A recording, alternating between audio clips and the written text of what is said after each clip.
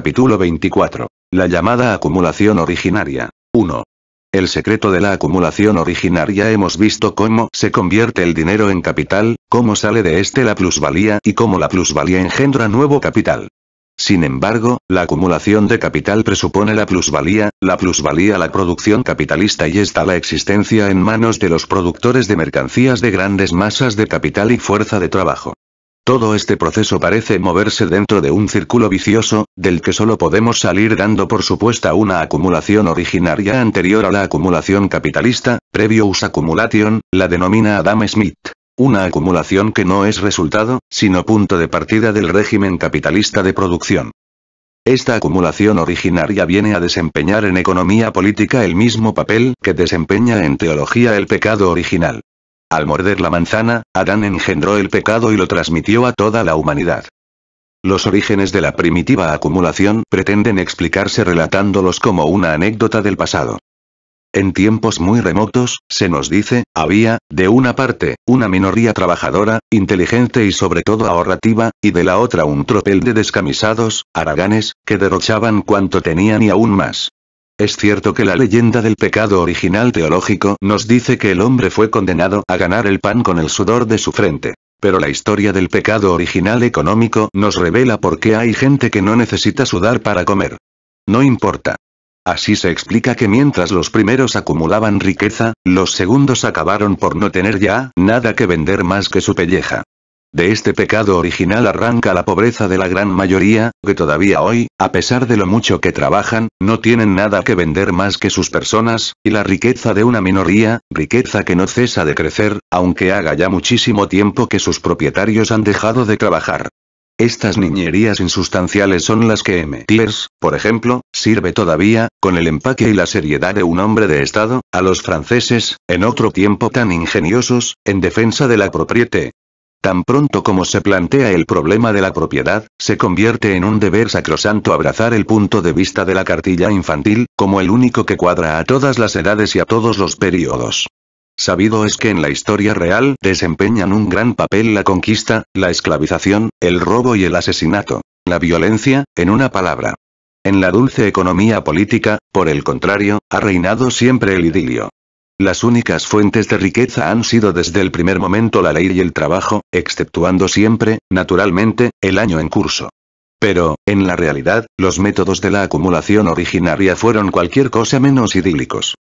Ni el dinero ni la mercancía son de por sí capital, como no lo son tampoco los medios de producción ni los artículos de consumo. Necesitan convertirse en capital. Y para ello han de concurrir una serie de circunstancias concretas, que pueden resumirse así. Han de enfrentarse y entrar en contacto dos clases muy diversas de poseedores de mercancías. De una parte, los propietarios de dinero, medios de producción y artículos de consumo, deseosos de valorizar la suma de valor de su propiedad mediante la compra de fuerza ajena de trabajo. De otra parte, los obreros libres, vendedores de su propia fuerza de trabajo y, por tanto, de su trabajo. Obreros libres, en el doble sentido de que no figuran directamente entre los medios de producción, como los esclavos, los siervos, etc., ni cuentan tampoco con medios de producción propios, como el labrador que trabaja su propia tierra, etc. Libres y dueños de sí mismos. Con esta polarización de un mercado de mercancías, se dan las dos condiciones fundamentales de la producción capitalista. El régimen del capital presupone el divorcio entre los obreros y la propiedad sobre las condiciones de realización de su trabajo. Cuando ya se mueve por sus propios pies, la producción capitalista no solo mantiene este divorcio, sino que lo reproduce y acentúa en una escala cada vez mayor. Por tanto, el proceso que engendra el capitalismo solo puede ser uno. El proceso de disociación entre el obrero y la propiedad sobre las condiciones de su trabajo, proceso que de una parte convierte en capital los medios sociales de vida y de producción, mientras de otra parte convierte a los productores directos en obreros asalariados. La llamada acumulación originaria no es, pues, más que el proceso histórico de disociación entre el productor y los medios de producción. Se la llama originaria porque forma la prehistoria del capital y del régimen capitalista de producción. La estructura económica de la sociedad capitalista brotó de la estructura económica de la sociedad feudal. Al disolverse esta, salieron a la superficie los elementos necesarios para la formación de aquella. El productor directo, el obrero, no pudo disponer de su persona hasta que no dejó de vivir sujeto a la gleba y de ser esclavo o siervo de otra persona. Además, para poder convertirse en vendedor libre de fuerza de trabajo, que acude con su mercancía a donde quiera que encuentra mercado para ella, hubo de sacudir también el yugo de los gremios, sustraerse a las ordenanzas sobre los aprendices y los oficiales y a todos los estatutos que embarazaban el trabajo. Por eso, en uno de sus aspectos, el movimiento histórico que convierte a los productores en obreros asalariados representa la liberación de la servidumbre y la coacción gremial, y este aspecto es el único que existe para nuestros historiadores burgueses. Pero, si enfocamos el otro aspecto, vemos que estos trabajadores recién emancipados solo pueden convertirse en vendedores de sí mismos, una vez que se ven despojados de todos sus medios de producción y de todas las garantías de vida que las viejas instituciones feudales les aseguraban. El recuerdo de esta cruzada de expropiación ha quedado inscrito en los anales de la historia con trazos indelebles de sangre y fuego. A su vez, los capitalistas industriales, los potentados de hoy, tuvieron que desalojar, para llegar a este puesto, no solo a los maestros de los gremios artesanos, sino también a los señores feudales, en cuyas manos se concentraban las fuentes de la riqueza. Desde este punto de vista, su ascensión es el fruto de una lucha victoriosa contra el régimen feudal y sus irritantes privilegios, y contra los gremios y las trabas que estos ponían al libre desarrollo de la producción y a la libre explotación del hombre por el hombre. Pero los caballeros de la industria solo consiguieron desplazar por completo a los caballeros de la espada, explotando sucesos en que estos no tenían la menor parte de culpa. Subieron y triunfaron por procedimientos no menos viles que los que en su tiempo empleó el liberto romano para convertirse en señor de su patrono. El proceso de donde salieron el obrero asalariado y el capitalista, tuvo como punto de partida la esclavización del obrero. En las etapas sucesivas, esta esclavización no hizo más que cambiar de forma. La explotación feudal se convirtió en explotación capitalista. Para explicar la marcha de este proceso, no hace falta remontarse muy atrás. Aunque los primeros indicios de producción capitalista se presentan ya, esporádicamente, en algunas ciudades del Mediterráneo durante los siglos XIV y XV, la era capitalista solo data, en realidad, del siglo XVI. Allí donde surge el capitalismo hace ya mucho tiempo que se ha abolido la servidumbre y que el punto de esplendor de la Edad Media, la existencia de ciudades soberanas, ha declinado y palidecido. En la historia de la acumulación originaria hacen época todas las transformaciones que sirven de punto de apoyo a la naciente clase capitalista, y sobre todo los momentos en que grandes masas de hombres se ven despojadas repentina y violentamente de sus medios de producción para ser lanzadas al mercado de trabajo como proletarios libres, y privados de todo medio de vida. Sirve de base a todo este proceso la expropiación que priva de su tierra al productor rural, al campesino. Su historia presenta una modalidad diversa en cada país, y en cada una de ellos recorre las diferentes fases en distinta gradación y en épocas históricas diversas. Pero donde reviste su forma clásica es en Inglaterra, país que aquí tomamos, por tanto, como modelo. 2. ¿Cómo fue expropiada de la tierra la población rural? En Inglaterra, la servidumbre había desaparecido ya, de hecho, en los últimos años del siglo XIV. En esta época, y más todavía en el transcurso del siglo XV, la inmensa mayoría de la población se componía de campesinos libres, dueños de la tierra que trabajaban, cualquiera que fuese la etiqueta feudal bajo la que ocultasen su propiedad. En las grandes fincas señoriales, el bailiff, bailío, antes siervo, había sido desplazado por el arrendatario libre. Los jornaleros agrícolas eran, en parte, campesinos que aprovechaban su tiempo libre para trabajar a sueldo de los grandes terratenientes y en parte una clase especial, relativa y absolutamente poco numerosa, de verdaderos asalariados. Mas también estos eran, de hecho, a la par que jornaleros, labradores independientes, puesto que, además del salario, se les daba casa y labranza con una extensión de 4 y más acres.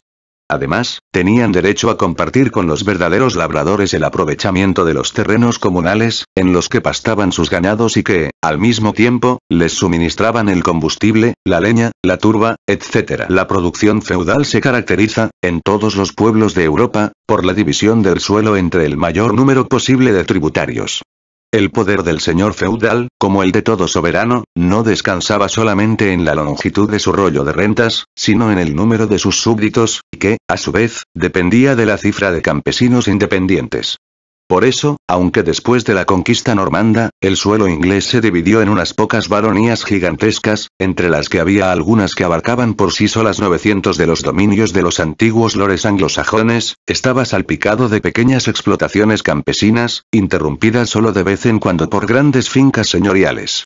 Estas condiciones, combinadas con el esplendor de las ciudades, característico del siglo XV, permitían que se desarrollase aquella riqueza nacional que el canciller Fortescue describe con tanta elocuencia en su Laudibus Legum Angliae, pero cerraban el paso a la riqueza capitalista. El preludio de la transformación que ha de echar los cimientos para el régimen de producción capitalista, coincide con el último tercio del siglo XV. El licenciamiento de las huestes feudales, que, como dice acertadamente Sir James Stewart, invadieron por todas partes casas y tierras, lanzó al mercado de trabajo a una masa de proletarios libres y privados de medios de vida. El poder real, producto también del desarrollo de la burguesía, en su deseo de conquistar la soberanía absoluta, aceleró violentamente la disolución de las huestes feudales, pero no fue esta, ni mucho menos, la única causa que la provocó. Los grandes señores feudales, levantándose tenazmente contra la monarquía y el parlamento, crearon un proletariado incomparablemente mayor, al arrojar violentamente a los campesinos de las tierras que cultivaban y sobre las que tenían los mismos títulos jurídicos feudales que ellos, y al usurparles sus bienes de comunes. El florecimiento de las manufactureras laneras de Flandes y la consiguiente alza de los precios de la lana fue lo que sirvió de acicate directo, en Inglaterra, para estos abusos. La antigua aristocracia había sido devorada por las guerras feudales, y la nueva era ya una hija de los tiempos, de unos tiempos en los que dinero es la potencia de las potencias. Por eso enarboló como bandera la transformación de las tierras de labor en terrenos de pastos para ovejas. En su Description of England, Prefixecto all Insects Chronicles, Harrison describe cómo la expropiación de los pequeños agricultores arruina al país. What are our great creatures? ¿Qué se les da de esto a nuestros grandes usurpadores? Las casas de los campesinos y las viviendas de los obreros fueron violentamente arrasadas o entregadas a la ruina. Consultando los viejos inventarios de las fincas señoriales, dice Harrison, vemos que han desaparecido innumerables casas y pequeñas haciendas de campesinos, que el campo sostiene a mucha menos gente, que muchas ciudades se han arruinado, aunque hayan florecido otras nuevas. También podríamos decir algo de las ciudades y los pueblos destruidos para convertirlos en pasto de ganados y en los que solo quedan en pie las casas de los señores, aunque exageradas siempre. Las lamentaciones de estas viejas crónicas describen con toda exactitud la impresión que producía en los hombres de la época la revolución que se estaba operando en las condiciones de producción. Comparando las obras de Tomás Moro con las del canciller Fortescue, es como mejor se ve el abismo que separa al siglo XV del SB. Como observa acertadamente Thornton, la clase obrera inglesa se precipitó directamente, sin transición, de la Edad de Oro a la Edad de Hierro. La legislación se echó a temblar ante la transformación que se estaba operando. No había llegado todavía a ese apogeo de la civilización en que la Wealth of the Nation, es decir, la creación de capital y la despiadada explotación y depauperación de la masa del pueblo, se considera como la última tule de toda sabiduría política. En su Historia de Enrique VII, dice Bacon, por aquella época, 1849, fueron haciéndose más frecuentes las quejas contra la transformación de las tierras de labranza en terrenos de pastos, pastos de ganados, etc., fáciles de atender con unos cuantos pastores. Los arrendamientos temporales, de por vida y anuales, de los que vivían una gran parte de los yeomen, fueron convertidos en fincas dominicales. Esto trajo la decadencia del pueblo y, con ella, la decadencia de ciudades, iglesias, diezmos. En aquella época, la sabiduría del rey y del parlamento para curar el mal fue verdaderamente maravillosa. Dictaron medidas contra esta usurpación, que estaba despoblando los terrenos comunales, depopulating inclosures, y contra el régimen despoblador de los pastos, depopulating pasture, que seguía las huellas de aquella un decreto de Enrique VII, dictado en 1489, c. 19, prohibió la destrucción de todas las casas de labradores que tuviesen asignados más de 20 acres de tierra. Enrique VIII, decreto 25, confirma la misma ley. En este decreto se dice, entre otras cosas, que se acumulan en pocas manos muchas tierras arrendadas y grandes rebaños de ganado, principalmente de ovejas, lo que hace que las rentas de la tierra suban mucho y la labranza, tillaje, decaiga extraordinariamente, que sean derruidas iglesias y casas, quedando asombrosas masas de pueblo incapacitadas para ganarse su vida y la de sus familias. En vista de esto, la ley ordena que se restauren las granjas arruinadas, establece la proporción que debe guardarse entre las tierras de labranza y los terrenos de pastos, etc. Una ley de 1533 se queja de que haya propietarios que posean 24,000 cabezas de ganado lanar y limita el número de estas a 2,000. Ni las quejas del pueblo, ni la legislación prohibitiva, que comienza con Enrique VII y dura 150 años, consiguieron absolutamente nada contra el movimiento de expropiación de los pequeños arrendatarios y campesinos. Bacon nos revela, sin saberlo, el secreto de este fracaso. El decreto de Enrique VII, dice, en sus essays, Civil and Moral, Capitán 20, encerraba un sentido profundo y maravilloso, puesto que creaba explotaciones agrícolas y casas de labranza de un determinado tipo normal, es decir, les garantizaba una proporción de tierra que les permitía traer al mundo súbditos suficientemente ricos y sin posición servil, poniendo el arado en manos de propietarios y no de gentes a sueldo toque the plow in the hand of the owners and not the links. Precisamente lo contrario de lo que exigía, para instalarse, el sistema capitalista. La sujeción servil de la masa del pueblo, la transformación de este en un tropel de gentes a sueldo y de sus instrumentos de trabajo en capital. Durante este período de transición, la legislación procuró también mantener el límite de 4 acres de tierra para los cotajes del jornalero del campo, prohibiéndole meter en su casa gentes a sueldo. Todavía en 1627, reinando Jacobo I, fue condenado Roger Crocker de von Mill por haber construido en el manor de von Mill un cottage sin asignarle como anexo permanente 4 acres de tierra. En 1638, bajo el reinado de Carlos I, se nombró una comisión real encargada de imponer la ejecución de las antiguas leyes, principalmente la que exigía los 4 acres de tierra como mínimo. Todavía Cromwell prohíbe la construcción de casas en 4 millas a la redonda de Londres sin dotarlas de 4 acres de tierra. Más tarde, en la primera mitad del siglo XVIII, se formulan quejas cuando el cottage de un jornalero del campo no tiene asignados, por lo menos, 1 a 2 acres. Hoy día, el bracero del campo se da por satisfecho con tal de tener una casa con huerto o de poder arrendar 2 varas de tierra a regular distancia. Terratenientes y arrendatarios, dice el Dr. Hunter, se dan la mano en este punto. Pocos acres de tierra bastarían para que el jornalero del campo disfrutase de demasiada independencia. La Reforma, con su séquito de colosales depredaciones de los bienes de la Iglesia, vino a dar, en el siglo XVI, un nuevo y espantoso impulso al proceso violento de expropiación de la masa del pueblo. Al producirse la Reforma, la Iglesia católica era propietaria feudal de gran parte del suelo inglés. La persecución contra los conventos, etc., lanzó a sus moradores a las filas del proletariado. Muchos de los bienes de la Iglesia fueron regalados a unos cuantos individuos rapaces protegidos del rey, o vendidos por un precio irrisorio a especuladores y a personas residentes en la ciudad, quienes, reuniendo sus explotaciones, arrojaron de ellas en masa a los antiguos tributarios, que las venían llevando de padres a hijos. El derecho de los labradores empobrecidos a percibir tina parte de los diezmos de la Iglesia, derecho garantizado por la ley, había sido ya tácitamente confiscado. Pauper ubique hacet, exclama la reina Isabel, después de recorrer Inglaterra.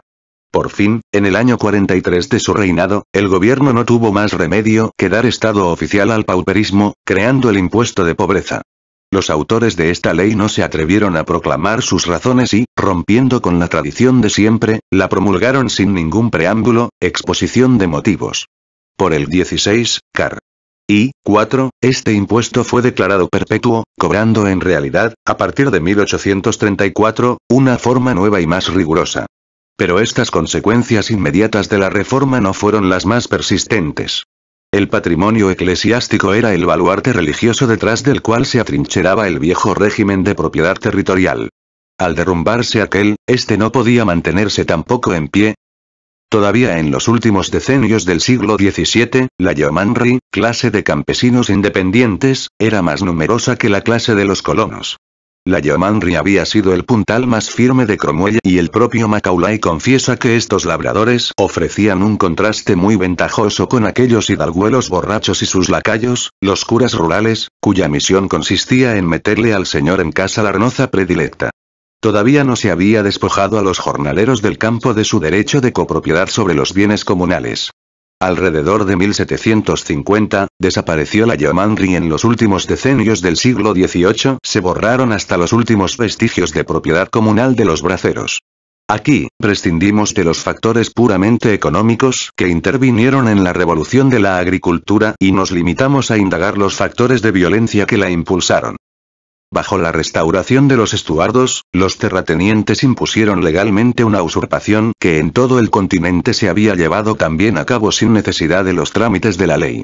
Esta usurpación consistió en abolir el régimen feudal del suelo, es decir, en transferir sus deberes tributarios al Estado, indemnizando a este por medio de impuestos sobre los campesinos y el resto de las masas del pueblo, reivindicando la moderna propiedad privada sobre fincas en las que solo asistían a los terratenientes títulos feudales y, finalmente, dictando aquellas leyes de residencia, Laws of Settlement, que, mutatis mutandis, ejercieron sobre los labradores ingleses la misma influencia que el edicto del tártaro Boris Godunov sobre los campesinos rusos.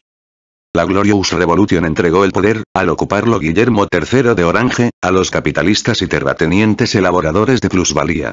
Estos elementos consagraron la nueva era, entregándose en una escala gigantesca al saqueo de los terrenos de dominio público, que hasta entonces solo se había practicado en proporciones muy modestas.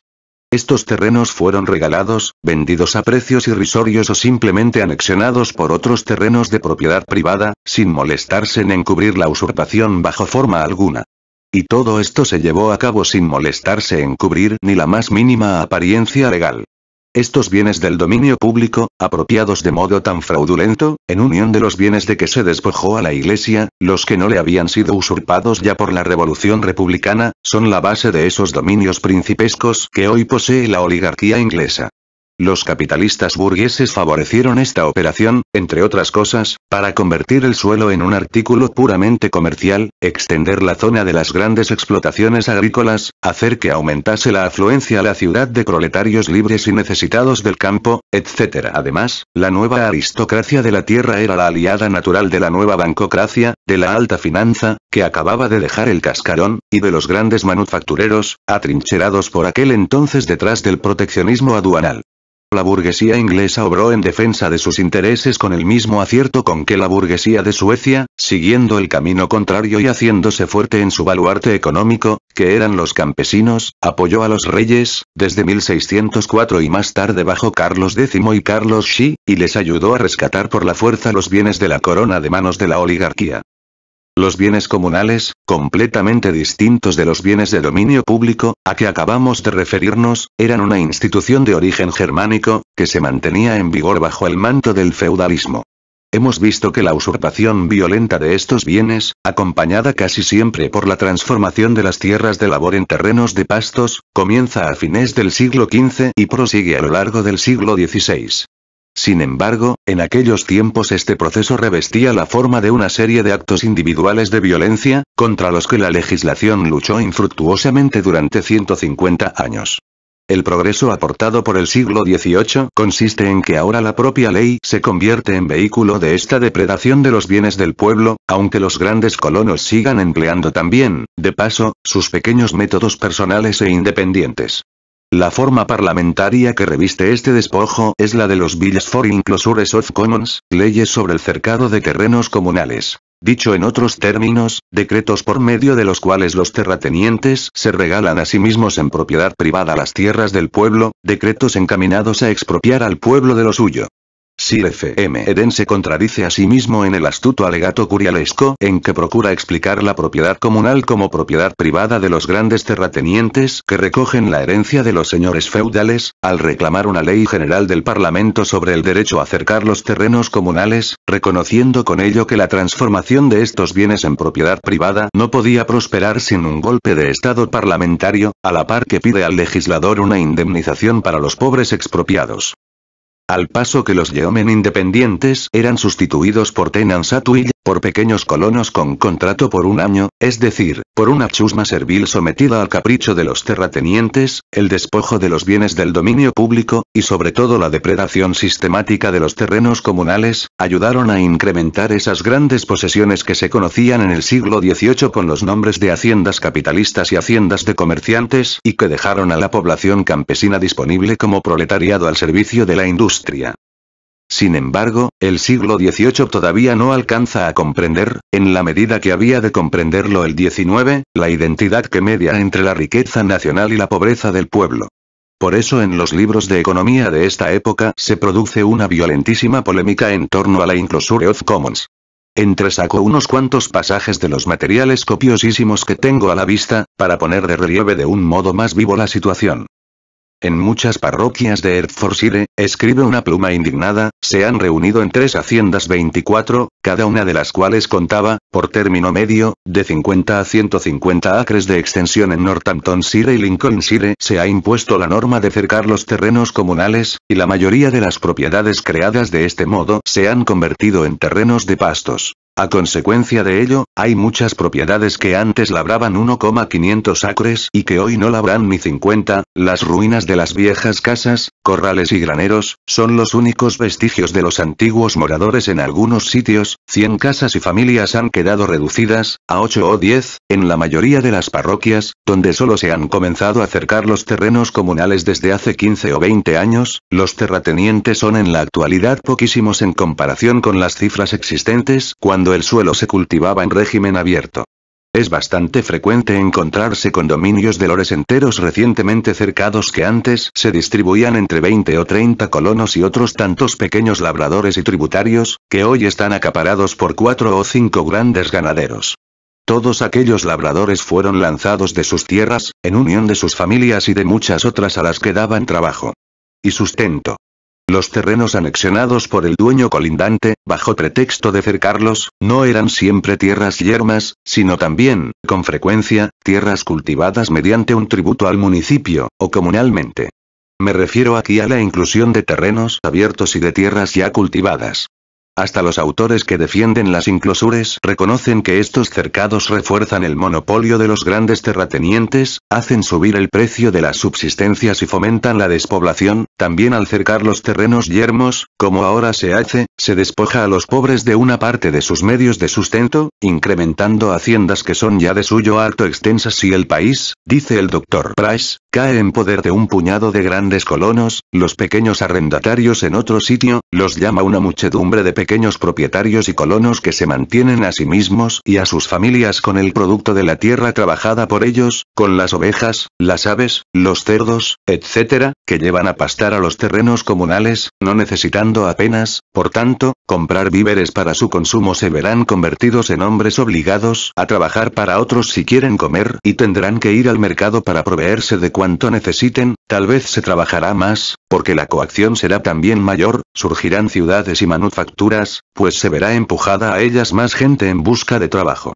He aquí el camino hacia el que lógicamente se orienta la concentración de la propiedad territorial y por el que, desde hace muchos años, se viene marchando ya efectivamente en este reino y resume los efectos generales de las inclosures en estos términos. En general, la situación de las clases humildes del pueblo ha empeorado en casi todos los sentidos. Los pequeños terratenientes y colonos se han visto reducidos al nivel de jornaleros y asalariados, a la par que se hace cada vez más difícil ganarse la vida en esta situación. En efecto, la usurpación de los bienes comunales y la revolución agrícola que la acompaña, empeora hasta tal punto la situación de los obreros agrícolas, que, según el propio Eden, entre 1765 y 1780 su salario comienza a descender por debajo del nivel mínimo, haciéndose necesario completarlo con el socorro oficial de pobreza. Su jornal, dice Eden, alcanza a duras penas a cubrir sus necesidades más perentorias. Oigamos ahora un instante a un defensor de las enclosures y adversario del Dr. Price. No es lógico inferir que existe despoblación porque ya no se vea a la gente derrochar su trabajo en campo abierto, si, al convertir los pequeños labradores en personas obligadas a trabajar para otros, se moviliza más trabajo. Es esta una ventaja que la nación entre la que no figuran, naturalmente, los que sufren la transformación apuntada, tiene que ver con buenos ojos. El producto será mayor si su trabajo combinado se emplea en una sola hacienda. Así se creará trabajo sobrante para las manufacturas, haciendo una de las minas de oro de nuestra nación, con ello que éstas aumenten en proporción a la cantidad de trigo producido. Leyendo, por ejemplo, a Sir F. M. Eden, matizado además de Tory y de filántropo, se ve la impasibilidad estoica con que los economistas contemplan las violaciones más descaradas del sacrosanto derecho de propiedad, cuando estas violaciones son necesarias para echar los cimientos del régimen capitalista de producción. toda la serie de despojos brutales, horrores y vejaciones que lleva aparejados la expropiación violenta del pueblo desde el último tercio del siglo XV hasta fines del siglo XVI, solo le inspira a nuestro autor esta confortable reflexión final. Era necesario restablecer la proporción justa, entre la agricultura y la ganadería. Todavía durante todo el siglo XIV y la mayor parte del XV, por cada acre dedicado a ganadería había 2, 3 y hasta 4 dedicados a labranza. A mediados del siglo XVI, la proporción era ya de 2 acres de ganadería por 2 de labranza y más tarde de 2 a 1, hasta que por último se consiguió establecer la proporción exacta de 3 acres de ganadería por cada acre de tierras labrantías. En el siglo XIX se pierde, como es lógico, hasta el recuerdo de la conexión existente entre la agricultura y los bienes comunales. Para no hablar de los tiempos posteriores, bastará decir que la población rural no obtuvo ni un céntimo de indemnizaciones por los 3.511.770 acres de tierras comunales que entre los años de 1801 y 1831 le fueron arrebatados y ofrecidos a través del Parlamento como regalo por los terratenientes a los terratenientes. Finalmente, el último gran proceso de expropiación de los agricultores es el llamado clearing of estates, limpieza de fincas, que en realidad consistía en barrer de ellas a los hombres. Todos los métodos ingleses que hemos venido estudiando culminan en esta limpieza. Como veíamos al describir en la sección anterior la situación moderna, ahora que ya no había labradores independientes que barrer, las limpias llegan a barrer los mismos cottages, no dejando a los braceros del campo ni siquiera sitio para alojarse en las tierras que trabajan. Sin embargo, para saber lo que significa esto del clearing of estates en el sentido estricto de la palabra, tenemos que trasladarnos a la tierra de promisión de la literatura novelesca moderna, las montañas de Escocia.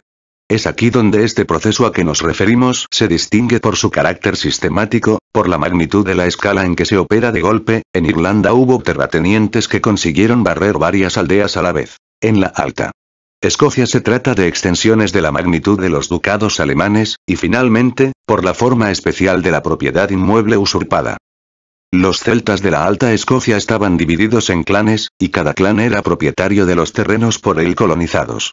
El representante del clan, su jefe o caudillo, no era más que un simple propietario titular de estos terrenos, del mismo modo que la reina de Inglaterra lo era del suelo de toda la nación. Cuando el gobierno inglés hubo conseguido sofocar las guerras internas de estos caudillos y sus constantes irrupciones en las llanuras de la Baja Escocia, los jefes de los clanes no abandonaron, ni mucho menos, su antiguo oficio de bandoleros. Se limitaron a cambiarlo de forma. Por si ante sí, transformaron su derecho titular de propiedad en un derecho de propiedad privada, y como las gentes de los clanes opusieran resistencia, decidieron desalojarlos de sus posesiones por la fuerza. Con el mismo derecho, dice el profesor Neumann, podría un rey de Inglaterra atreverse a arrojar a sus súbditos al mar. En las obras de Sir James Stewart y James Anderson podemos seguir las primeras fases de esta revolución, que en Escocia comienza después de la última intentona del pretendiente. En el siglo XVIII, a los escoceses lanzados de sus tierras se les prohibía al mismo tiempo emigrar del país, para así empujarlos por la fuerza a Glasgow y otros centros fabriles de la región. Como ejemplo del método de expropiación predominante en el siglo XIX, bastará citar las limpias llevadas a cabo por la condesa de Sutherland. Esta señora, económicamente aleccionada, decidió, apenas hubo ceñido la corona de condesa, aplicar a sus posesiones un tratamiento radical, convirtiendo todo su condado, cuyos habitantes, mermados por una serie de procesos anteriores semejantes a este, habían ido quedando ya reducidos a 15,000 en pastos para ovejas. Desde 1814 a 1820 se desplegó una campaña sistemática de expulsión y exterminio para quitar de en medio a estos 15,000 habitantes, que formarían, aproximadamente, unas 3,000 familias. Todas sus aldeas fueron destruidas y arrasadas, sus tierras convertidas todas en terrenos de pastos. Las tropas británicas enviadas por el gobierno para ejecutar las órdenes de la condesa, tuvieron que hacer fuego contra los habitantes, expulsados de sus tierras.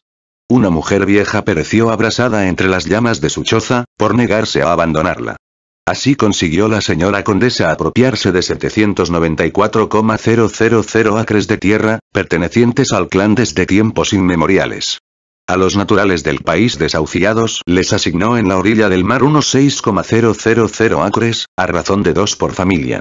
Hasta la fecha, aquellos 6,000 acres habían permanecido yermos, sin producir ninguna renta a su propietario.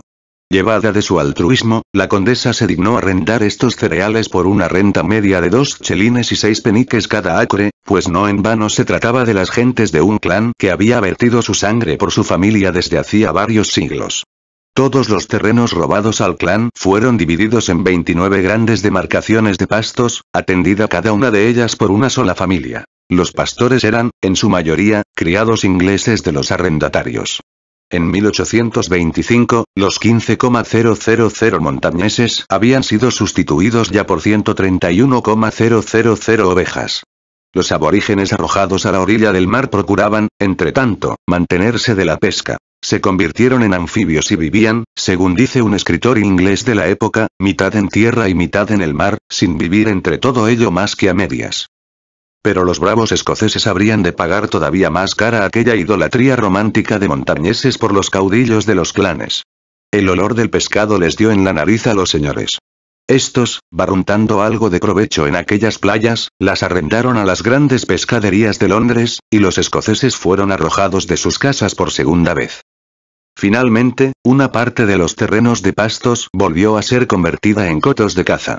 Como es sabido, en Inglaterra no existen verdaderos bosques. La caza que corre por los parques de los aristócratas es, constitucionalmente, ganado doméstico, gordo como los aldermen de Londres. Por eso Escocia es, para los ingleses, el último asilo de la noble pasión de la caza. En la montaña, dice Somers en 1848, se han extendido considerablemente los bosques. A un lado de Gaid tenemos el nuevo bosque Glenfessie y al otro lado el nuevo bosque de Ardberikie. En la misma dirección, tenemos el Blackmount, una llanura inmensa, recién plantado.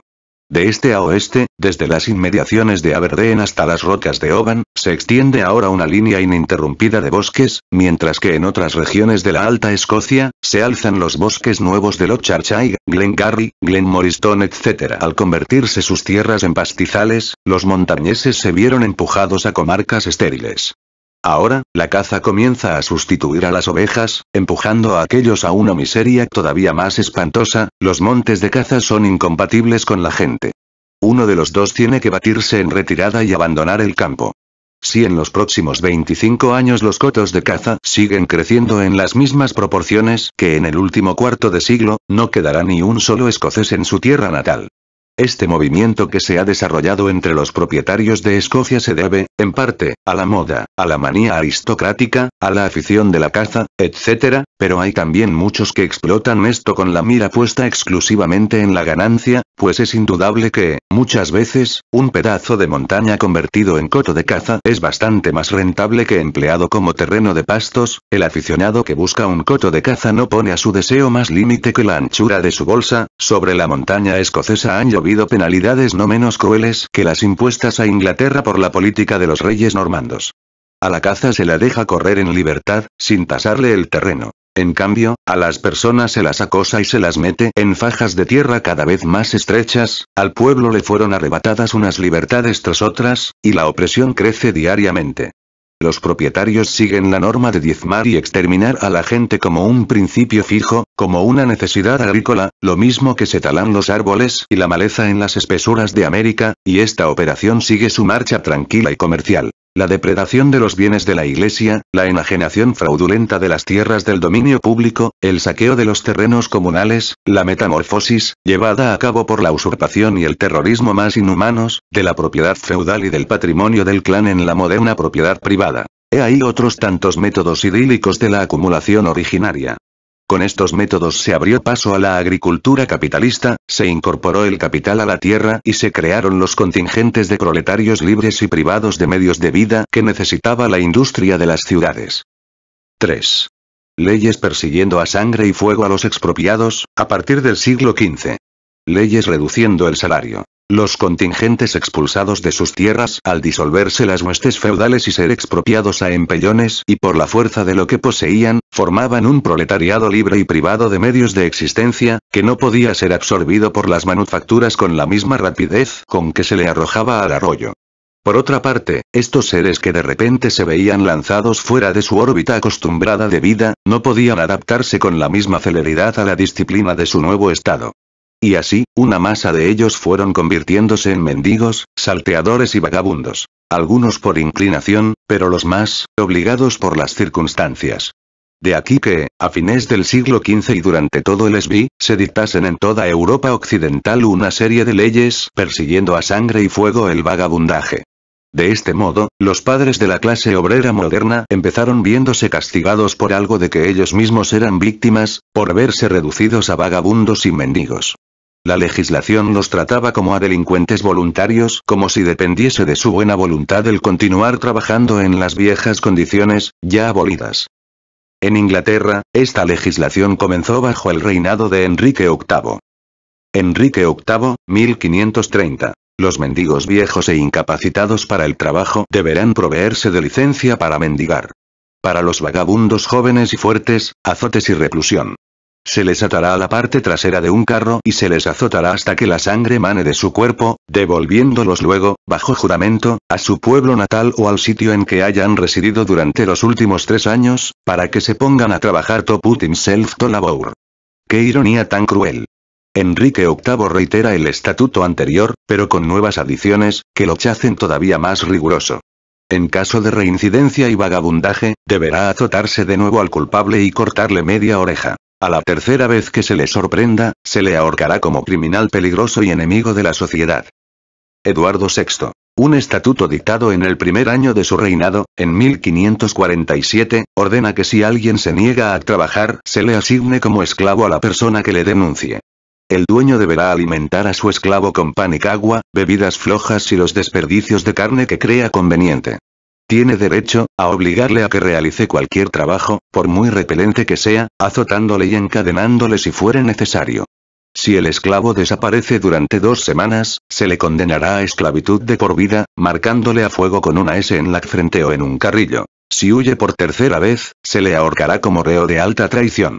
Su dueño puede venderlo y legarlo a sus herederos o cederlo como esclavo, exactamente igual que el ganado o cualquier objeto mueble.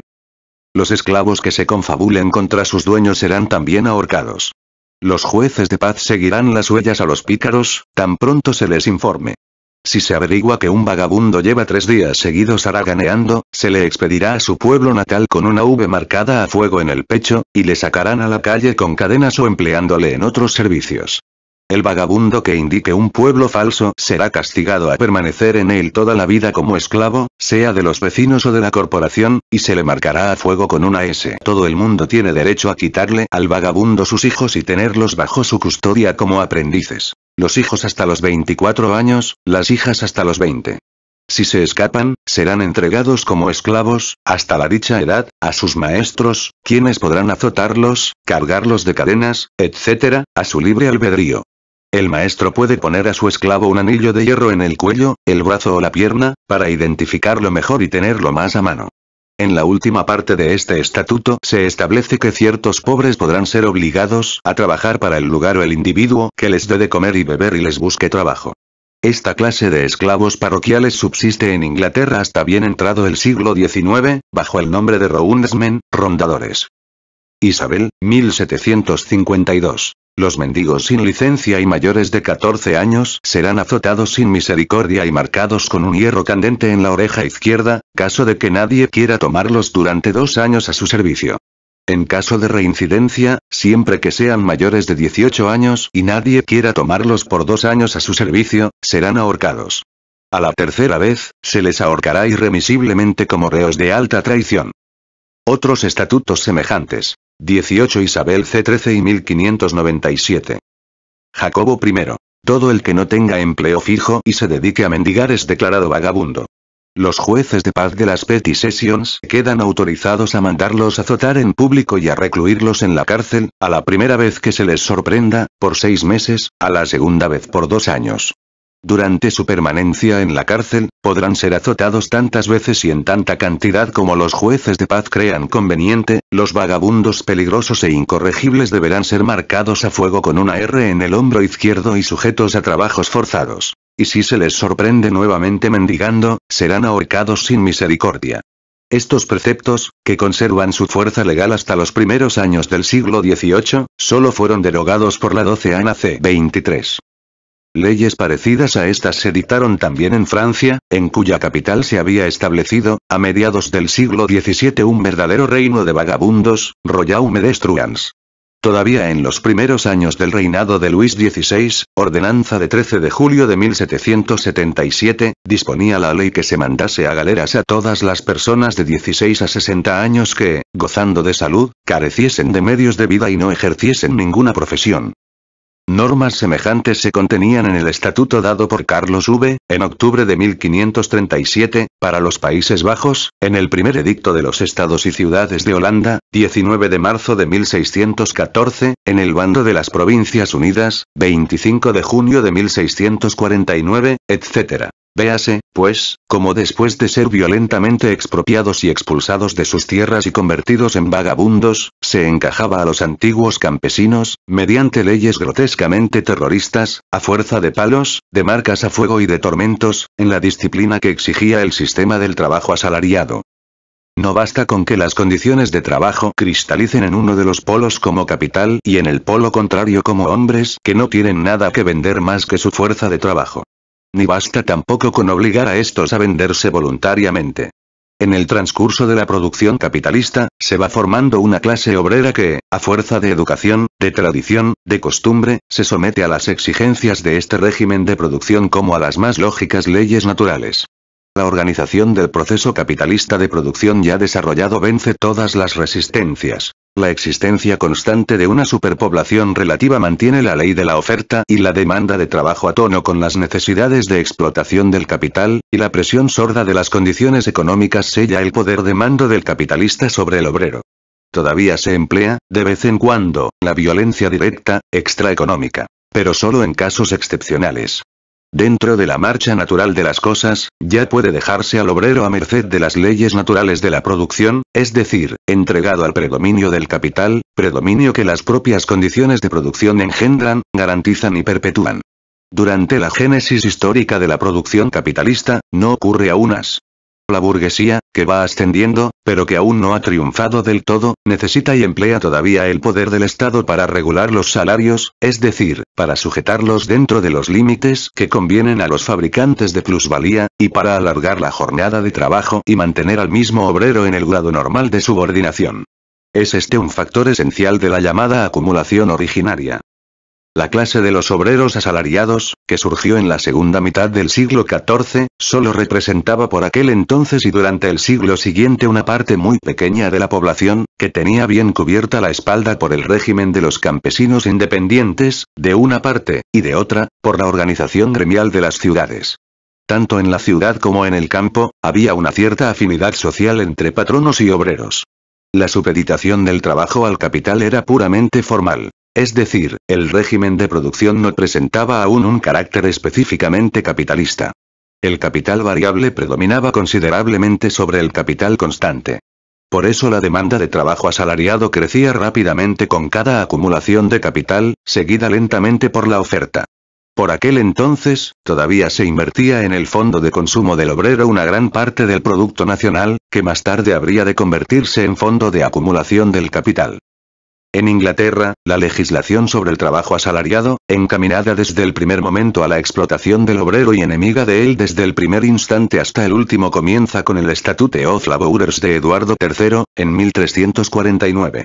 A él corresponde, en Francia, la ordenanza de 1350, dictada en nombre del rey Juan. La legislación inglesa y francesa seguían rumbos paralelos y tienen idéntico contenido. En la parte en que los estatutos obreros procuran imponer la prolongación de la jornada de trabajo, no hemos de volver sobre ellos, pues este punto ha sido tratado ya, capítulo 8, 5. El Statute of Labourers se dictó ante las apremiantes quejas de la Cámara de los Comunes. Antes, dice candorosamente un Tory, los pobres exigían unos jornales tan altos, que ponían en trance de ruina a la industria y a la riqueza. Hoy, sus salarios son tan bajos, que ponen también en trance de ruina la industria y la riqueza, pero de otro modo y tal vez más amenazadoramente que antes. En este estatuto se establece una tarifa legal de salarios para el campo y la ciudad, por piezas y por días. Los obreros del campo deberán contratarse por años, los de la ciudad en el mercado libre.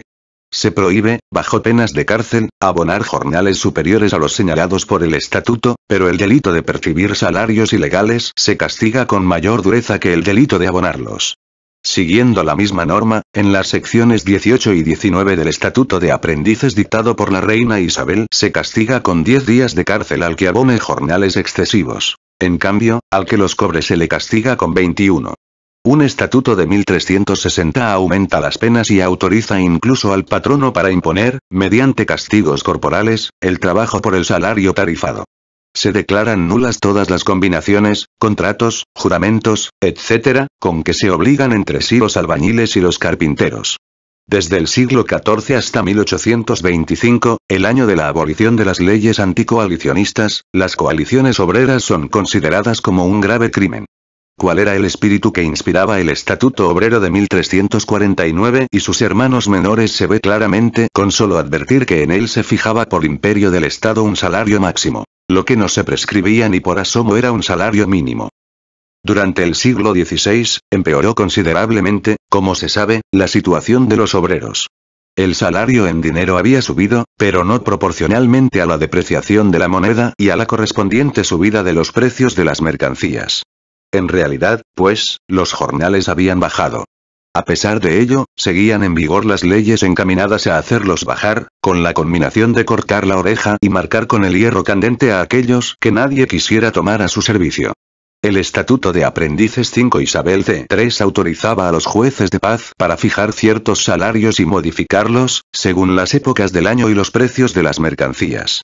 Jacobo I hizo extensiva esta norma a los tejedores, los hilanderos y toda suerte de categorías obreras, y Jorge II extendió las leyes contra las coaliciones obreras a todas las manufacturas. Dentro del verdadero período manufacturero, el régimen capitalista de producción sentíase ya lo suficientemente fuerte para que la reglamentación legal de los salarios fuese tan impracticable como superflua, pero se conservaban, por si acaso, las armas del antiguo arsenal. Todavía el 8 Jorge II prohíbe que los oficiales de sastre de Londres y sus alrededores cobren más de 2 chelines y 7 peniques y medio de jornal, salvo en casos de duelo público. El 13 Jorge III c. 68 encomienda a los jueces de paz la reglamentación del salario de los tejedores en seda. En 1796, fueron necesarios 2 fallos de los tribunales superiores para decidir si las órdenes de los jueces de paz sobre salarios regían también para los obreros no agrícolas. En 1799, una ley del Parlamento confirma que el salario de los obreros mineros de Escocia se haya reglamentado por un estatuto de la reina Isabel y 2 leyes escocesas de 1661 y 1671. Un episodio inaudito, producido en la Cámara de los Comunes de Inglaterra, vino a demostrar hasta qué punto habían cambiado las cosas. Aquí, donde durante más de 400 años se habían estado fabricando leyes sobre la tasa máxima que en modo alguno podía rebasar el salario pagado a un obrero, se levantó en 1796 un diputado, Whitbread, a proponer un salario mínimo para los jornaleros del campo.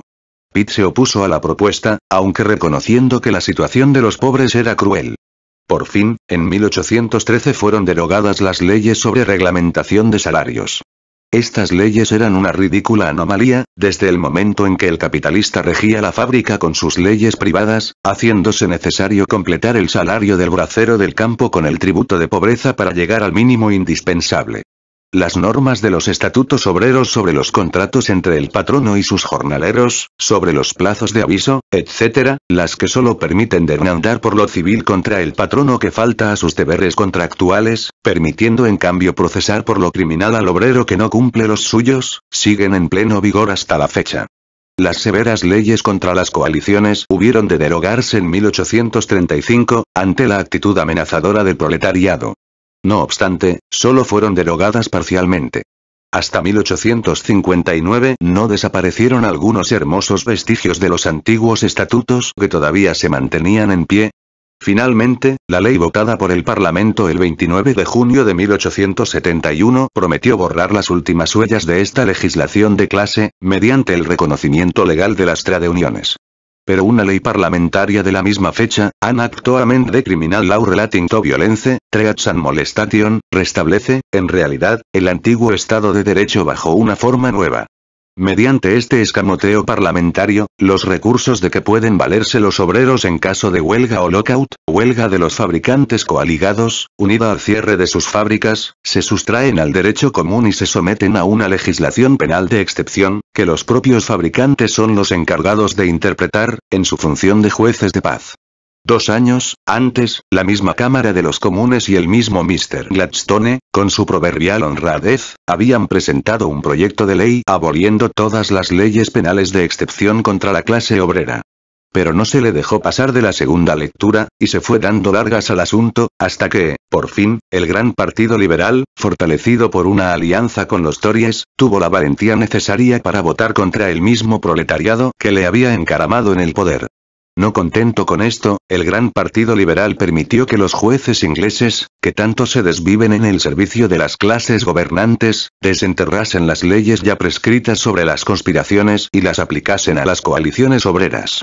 Como se ve, el Parlamento inglés renunció a las leyes contra las huelgas y las tradeuniones de mala gana y presionado por las masas, después de haber desempeñado él durante 5 siglos, con el egoísmo más desvergonzado, el papel de una tradeunión permanente de los capitalistas contra obreros. En los mismos comienzos de la tormenta revolucionaria, la burguesía francesa se atrevió a arrebatar de nuevo a los obreros el derecho de asociación que acababan de conquistar. Por decreto de 14 de junio de 1791, declaró todas las coaliciones obreras como un atentado contra la libertad y la Declaración de los Derechos del Hombre, sancionable con una multa de 500 libras y privación de la ciudadanía activa durante 1 año. Esta ley, que, poniendo a contribución el poder policíaco del Estado, procura encauzar dentro de los límites que al capital le plazcan la lucha de concurrencia entablada entre el capital y el trabajo, sobrevivió a todas las revoluciones y cambios de dinastías. Ni el mismo régimen del terror se atrevió a tocarla. No se la borró del Código Penal hasta hace muy poco. Nada más elocuente que el pretexto que se dio, al votar la ley, para justificar este golpe de Estado. Aunque es de desear, dice el ponente de la ley, Le Chapelier, que los salarios se eleven por encima de su nivel actual, para que quienes los perciben puedan sustraerse a esa sumisión absoluta que supone la carencia de los medios de vida más elementales, y que es casi la sumisión a la esclavitud, a los obreros se les niega el derecho a ponerse de acuerdo sobre sus intereses, a actuar conjuntamente y, por tanto, a vencer esa sumisión absoluta, que es casi la esclavitud, porque con ello herirían la libertad de sus ciudadanos y actuales patronos, la libertad de mantener a los obreros en esclavitud.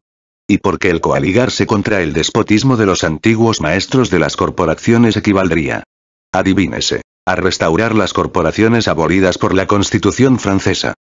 4. Génesis del arrendatario capitalista. Después de exponer el proceso de violenta creación de los proletarios libres y privados de recursos, cómo se les convirtió a sangre y fuego en obreros asalariados y la sucia campaña en que el Estado refuerza policíacamente, con el grado de explotación del obrero, la acumulación del capital, cumple preguntar, ¿cómo surgieron los primeros capitalistas? Pues la expropiación de la población campesina solo crea directamente grandes terratenientes. La génesis del arrendatario puede, digámoslo así, tocarse con la mano, pues constituye un proceso lento, que se arrastra a lo largo de muchos siglos. Los siervos, y con ellos los pequeños propietarios libres, no tenían todos, ni mucho menos, la misma situación patrimonial, siendo por tanto emancipados en condiciones económicas muy distintas. En Inglaterra, la primera forma bajo la que se presenta el arrendatario es la del bailiff también siervo. Su posición se parece mucho a la del villicus de la antigua Roma, aunque con un radio de acción más reducido. Durante la segunda mitad del siglo XVI es sustituido por un colono, al que el señor de la tierra provee de simiente, ganado y aperos de labranza. Su situación no difiere gran cosa de la del simple campesino. La única diferencia es que explota más trabajo asalariado. Pronto se convierte en aparcero, en semiarrendatario. Él pone una parte del capital agrícola y el propietario la otra. Los frutos se reparten según la proporción fijada en el contrato. En Inglaterra, esta forma no tarda en desaparecer, para ceder el puesto a la del verdadero arrendatario, que explota su propio capital empleando obreros asalariados y abonando al propietario como renta, en dinero o en especie, una parte del producto excedente. Durante el siglo XV, mientras el campesino independiente y el mozo de labranza que, además de trabajar a jornal para otro, cultiva su propia tierra, se enriquecen con su trabajo, las condiciones de vida del colono y su campo de producción no salen de la mediocridad. La revolución agrícola del último tercio del siglo XV, que dura casi todo el siglo XVI, aunque exceptuando los últimos decenios, enriquece al arrendatario con la misma celeridad con que empobrece al campesino. La usurpación de los pastos comunales, etc., le permite aumentar casi sin gasto su contingente de ganado, al paso que éste le suministra abono más abundante para cultivar la tierra. En el siglo XVI viene a añadirse a estos un factor decisivo. Los contratos de arrendamiento eran entonces contratos a largo plazo, abundando los de 99 años. La constante depreciación de los metales preciosos, y por tanto del dinero, fue para los arrendatarios una lluvia de oro. Hizo, aun prescindiendo de todas las circunstancias ya expuestas, que descendiesen los salarios. Una parte de estos pasó a incrementar las ganancias del arrendatario.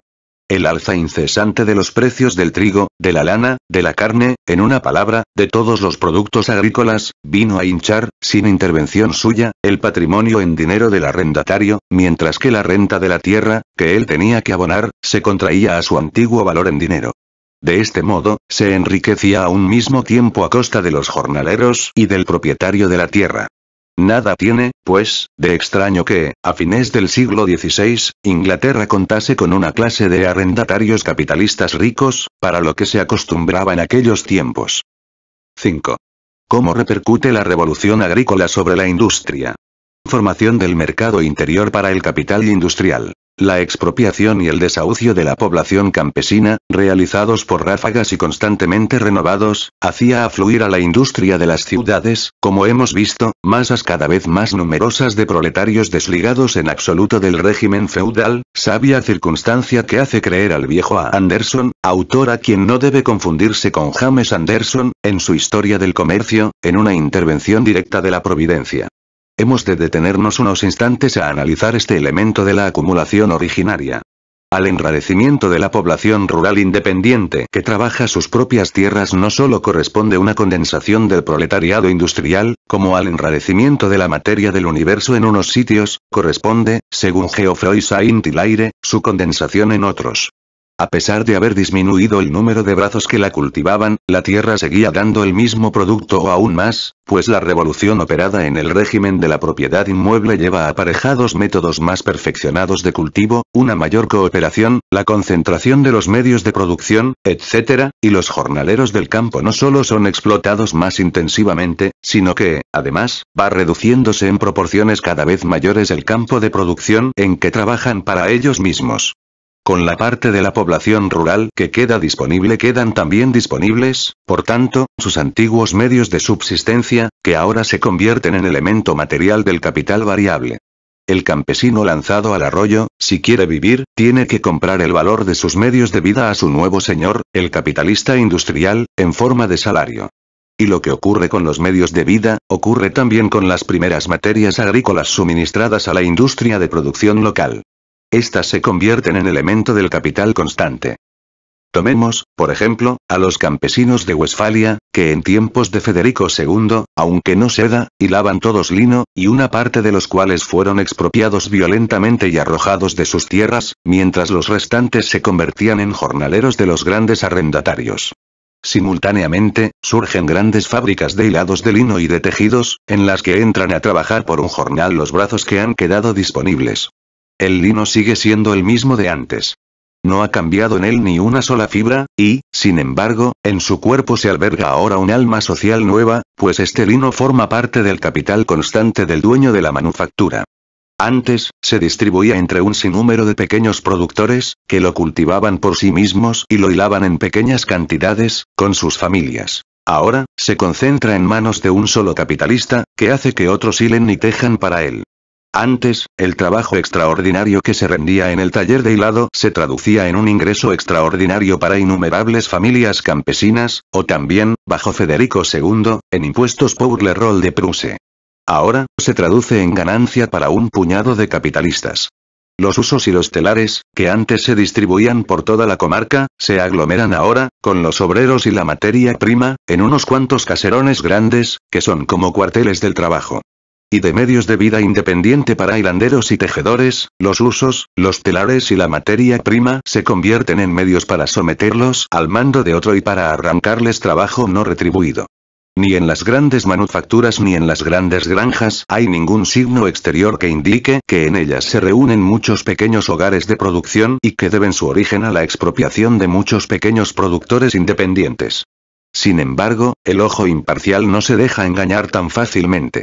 En tiempo de Mirabeau, el terrible revolucionario, las grandes manufacturas se llamaban todavía manufactures reunies, talleres reunidos, como décimos de las tierras cuando se juntan. Solo se ven, dice Mirabeau, esas grandes manufacturas, en las que trabajan cientos de hombres bajo las órdenes de un director y que se denominan generalmente manufacturas reunidas, manufactures reunies. En cambio, aquellas en las que trabajan diseminados, cada cual por su cuenta, gran número de obreros, pasan casi inadvertidas. Se las relega a último término. Y esto es un error muy grande, pues son estas las que forman la parte realmente más importante de la riqueza nacional. La fábrica reunida, fabrique reunie, enriquecerá fabulosamente a uno o dos empresarios, pero los obreros que en ella trabajan no son más que jornaleros mejor o peor pagados, que en nada participan del bienestar del fabricante. En cambio, en las fábricas separadas, fabriques separés, nadie se enriquece, pero gozan de bienestar multitud de obreros, el número de los obreros activos y económicos crecerá, porque ven en la vida ordenada y en el trabajo un medio de mejorar notablemente su situación, en vez de obtener una pequeña mejora de jornal, que jamás decidirá del porvenir y que, a lo sumo, permite al obrero vivir un poco mejor, pero siempre al día. Las manufacturas separadas e individuales, combinadas casi siempre con un poco de labranza, son las más libres. La expropiación y el desahucio de una parte de la población rural, solo deja a los obreros sus medios de vida y sus materiales de trabajo disponible para que el capital industrial los utilice, sino que además crea el mercado interior. En efecto, el movimiento que convierte a los pequeños labradores en obreros asalariados y a sus medios de vida y de trabajo en elementos materiales del capital, crea a este, paralelamente, su mercado interior. Antes, la familia campesina producía y elaboraba los medios de vida y las materias primas, que luego eran consumidas, en su mayor parte, por ella misma. Pues bien, estas materias primas y estos medios de vida se convierten ahora en mercancías, vendidas por los grandes arrendatarios, que encuentran su mercado en las manufacturas. El hilo, el lienzo, los artículos vastos de lana, objetos todos de cuya materia prima disponía cualquier familia campesina y que ella hilaba y tejía para su uso, se convierten ahora en artículos manufacturados, que tienen su mercado precisamente en los distritos rurales. La numerosa clientela diseminada y controlada hasta aquí por una muchedumbre de pequeños productores que trabajan por cuenta propia se concentra ahora en un gran mercado atendido por el capital industrial. De este modo, a la par con la expropiación de los antiguos labradores independientes y su divorcio de los medios de producción, avanza la destrucción de las industrias rurales secundarias, el proceso de diferenciación de la industria y la agricultura.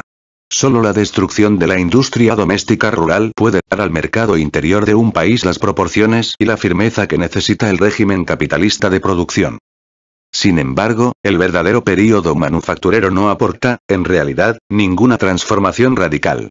Recuérdese que la manufactura solo invade la producción nacional de un modo fragmentario y siempre sobre el vasto panorama del artesanado urbano y de la industria secundaria doméstico-rural.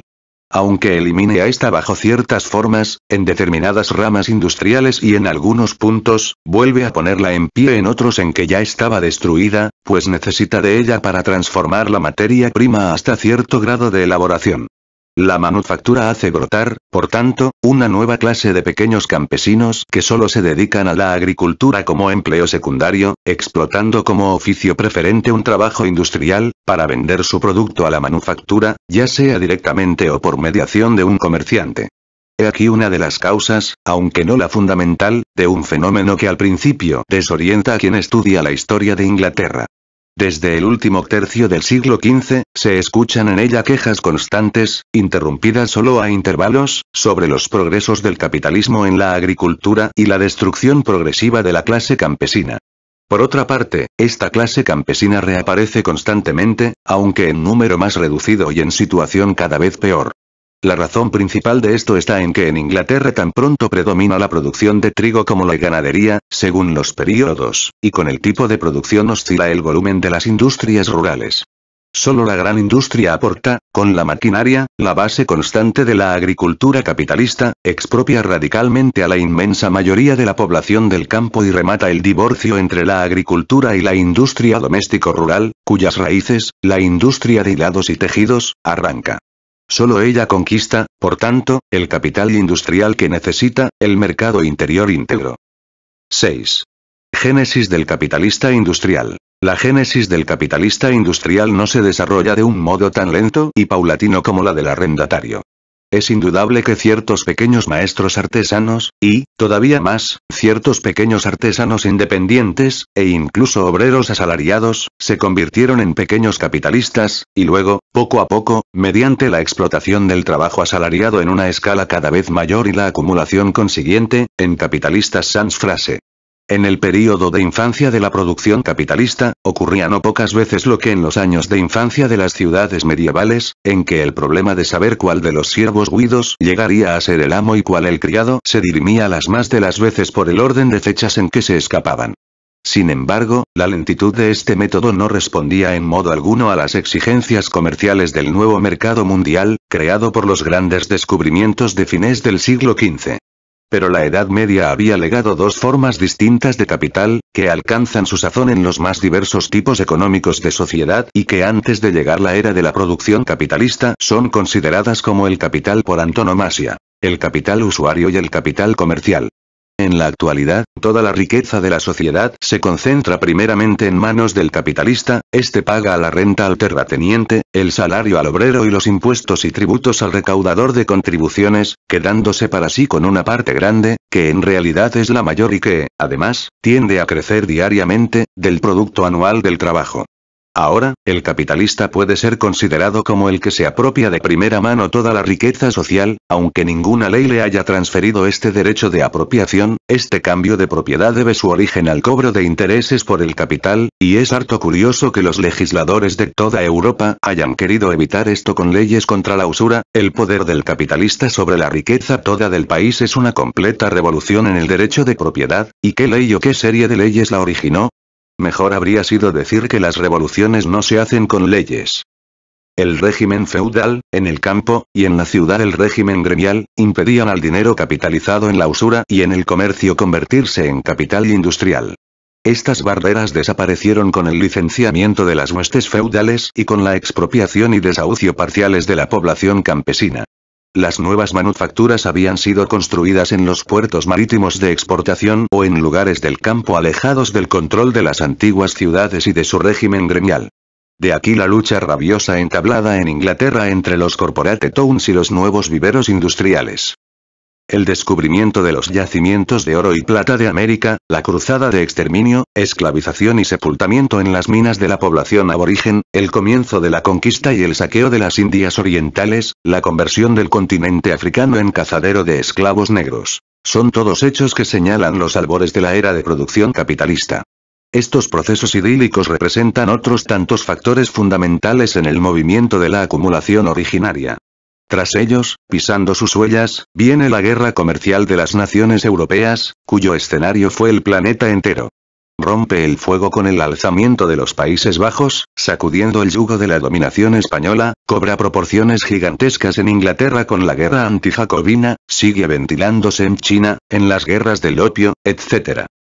Las diversas etapas de la acumulación originaria tienen su centro, por un orden cronológico más o menos preciso, en España, Portugal, Holanda, Francia e Inglaterra. Es aquí, en Inglaterra, donde a fines del siglo XVII se resumen y sintetizan sistemáticamente en el sistema colonial, el sistema de la deuda pública, el moderno sistema tributario y el sistema proteccionista. En parte, estos métodos se basan, como ocurre con el sistema colonial, en la más avasalladora de las fuerzas. Pero todos ellos se valen del poder del Estado, de la fuerza concentrada y organizada de la sociedad, para acelerar a pasos agigantados el proceso de transformación del régimen feudal de producción en el régimen capitalista y acortar los intervalos. La violencia es la comadrona de toda sociedad vieja que lleva en sus entrañas otra nueva. Es, por sí misma, una potencia económica. Del sistema colonial cristiano dice un hombre, que hace del cristianismo su profesión, W. Howitt. Los actos de barbarie y de desalmada crueldad cometidos por las razas que se llaman cristianas contra todas las religiones y todos los pueblos del orbe que pudieron subyugar, no encuentran precedente en ninguna época de la historia universal ni en ninguna raza, por salvaje e inculta, por despiadada y cínica que ella sea. La historia del régimen colonial holandés, y téngase en cuenta que Holanda era la nación capitalista modelo del siglo XVIII, hace desfilar ante nosotros un cuadro insuperable de traiciones, cohechos, asesinatos e infamias. Nada más elocuente que el sistema de robo de hombres aplicado en la isla de Celebes, para obtener esclavos con destino a Java. Los ladrones de hombres eran convenientemente amaestrados. Los agentes principales de este trato eran el ladrón, el intérprete y el vendedor. Los príncipes nativos, los vendedores principales. A los muchachos robados se les escondía en las prisiones secretas de Celebes, hasta que estuviesen ya maduros para ser embarcados con un cargamento de esclavos. En un informe oficial leemos: esta ciudad de Makassar, por ejemplo, está llena de prisiones secretas, a cual más espantosa, abarrotadas de infelices, víctimas de la codicia y la tiranía, cargados de cadenas, arrancados violentamente a sus familias.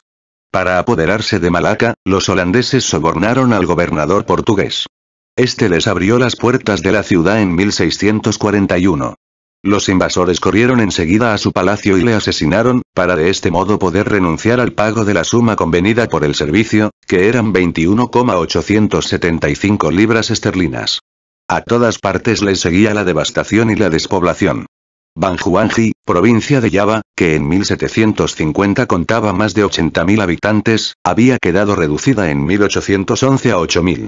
He ahí cómo se las gasta el Deux Commerce. Como es sabido, la Compañía Inglesa de las Indias Orientales obtuvo, además del gobierno de estas Indias, el monopolio del comercio de té y del comercio chino en general, así como el transporte de mercancías de Europa a la China y viceversa. Pero sobre la navegación costera de la India y entre las islas, y sobre el comercio interior de la India se apropiaron el monopolio los altos funcionarios de la compañía. Los monopolios de la sal, del opio, del betel y otras mercancías eran filones inagotables de riqueza. Los mismos funcionarios fijaban los precios a su antojo y esquilmaban como les daba la gana al infeliz indio. El gobernador general de las Indias llevaba participación en este comercio privado. Sus favoritos obtenían contratos en condiciones que les permitían, más listos que los alquimistas, hacer de la nada oro. En un solo día brotaban como los hongos grandes fortunas, y la acumulación originaria avanzaba viento en popa sin desembolsar ni un chelín. En las actas judiciales del Warren Hastings abundan los ejemplos de esto. He aquí uno. Un tal Sullivan obtiene un contrato de opio cuando se dispone a trasladarse, en función de servicio, a una región de la India muy alejada de los distritos opieros. Sullivan vende su contrato por 40,000 libras esterlinas a un tal Bean, que lo revende el mismo día por 60,000, y el último comprador y ejecutor del contrato declara que obtuvo todavía una ganancia fabulosa. Según una lista sometida al Parlamento, la compañía y sus funcionarios se hicieron regalar por los indios, desde 1757 a 1766, 6 millones de libras esterlinas. Entre 1769 y 1770, los ingleses fabricaron allí una epidemia de hambre, acaparando todo el arroz y negándose a venderlo si no les pagaban precios fabulosos. En las plantaciones destinadas exclusivamente al comercio de exportación, como en las Indias Occidentales, y en los países ricos y densamente poblados, entregados al pillaje y a la matanza, como México y las Indias Orientales, era, naturalmente, donde el trato dado a los indígenas revestía las formas más crueles. Pero tampoco en las verdaderas colonias se desmentía el carácter cristiano de la acumulación originaria. Aquellos hombres, virtuosos intachables del protestantismo, los puritanos de la Nueva Inglaterra, otorgaron en 1703, por acuerdo de su assembly, un premio de 40 libras esterlinas por cada escalpo de indio y por cada piel roja apresado. En 1720, el premio era de 100 libras por escalpo. En 1744, después de declarar en rebeldía a la rama de Massachusetts Bay, los premios eran los siguientes. Por los escalpos de varón, desde 12 años para arriba, 100 libras esterlinas de nuevo cuño. Por cada hombre apresado, 105 libras. Por cada mujer y cada niño, 55 libras. Por cada escalpo de mujer o niño, 50 libras. Algunos decenios más tarde, el sistema colonial inglés había de vengarse en los descendientes rebeldes de los devotos Pilgrim Fathers, que cayeron tomahawkeados bajo la dirección y a sueldo de Inglaterra. El Parlamento británico declaró que la caza de hombres y el escalpar eran recursos que Dios y la naturaleza habían puesto en sus manos. Bajo el sistema colonial, prosperaban como planta en estufa el comercio y la navegación. Las sociedades Monopoly a Lutero eran poderosas palancas de concentración de capitales. Las colonias brindaban a las nuevas manufacturas que brotaban por todas partes mercado para sus productos y una acumulación de capital intensificada gracias al régimen de monopolio. El botín conquistado fuera de Europa mediante el saqueo descarado, la esclavización y la matanza, refluía a la metrópoli para convertirse aquí en capital. Holanda, primer país en que se desarrolló plenamente el sistema colonial, había llegado ya en 1648 al apogeo de su grandeza mercantil. Se hallaba en posesión casi exclusiva del comercio de las Indias Orientales y del tráfico entre el suroeste y el nordeste de Europa, sus pesquerías, su marina, sus manufacturas, sobrepujaban a los de todos los demás países. Los capitales de esta república superaban tal vez a los del resto de Europa juntos. Coolidge se olvida de añadir que la masa del pueblo holandés se hallaba ya en 1648 más agotada por el trabajo, más empobrecida y más brutalmente oprimida que la del resto de Europa.